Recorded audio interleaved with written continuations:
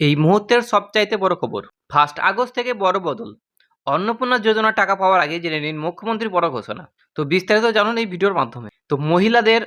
মহিলাদের স্বাবলম্বী করে তুলতে চালু হওয়া জনপ্রিয় সরকারি প্রকল্পের মধ্যে বর্তমানে অন্যতম অন্নপূর্ণা যোজনা। 25 থেকে 60 বছর বয়সী রাজ্যের মহিলাদের এই প্রকল্পের মাধ্যমে প্রতি মাসে 3,000 টাকা করে আর্থিক সহায়তা পেয়ে থাকেন। তবে সামনের আগস্ট মাসে তৃতীয় কিস্তির টাকা দেওয়ার কথা থাকলেও নতুন করে সমীক্ষায় নির্দেশ আসার সুবিধাভোগীদের একাংশের মধ্যে দিয়ে তৈরি হয়েছে বড় রকমের সংশয়।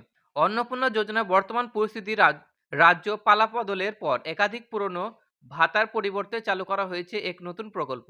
তার মধ্যে এই অন্নপূর্ণা যোজনা রাজ্যের মহিলাদের কাছে অন্তত জনপ্রিয় হয়ে উঠেছে।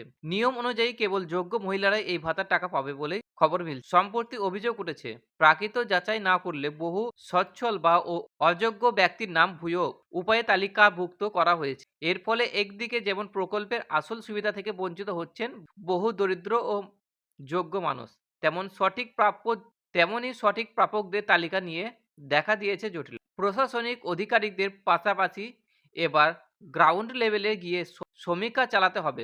জনপ্রিয়তাবাদীদের শ্রাপ নির্দেশ। আগস্টে কিস্তি নিয়ে কি বলছেন মুখ্যমন্ত্রী? আগস্ট মাসের অন্নপূর্ণা যোজনা তৃতীয় কিস্তির টাকা ছাড়ার ঠিক আগে এই ভুয়ো নাম ছাঁটাইয়ের প্রক্রিয়া শুরু হওয়ায় তৈরি হয়েছে জল্পনা।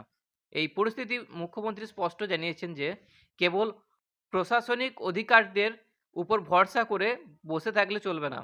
প্রত্যেকটা বিধানসভা কেন্দ্র বিধায়কদের অবিলম্বে মাঠে নেমে গ্রাউন্ড লেভেলে সমীক্ষা করতে হবে।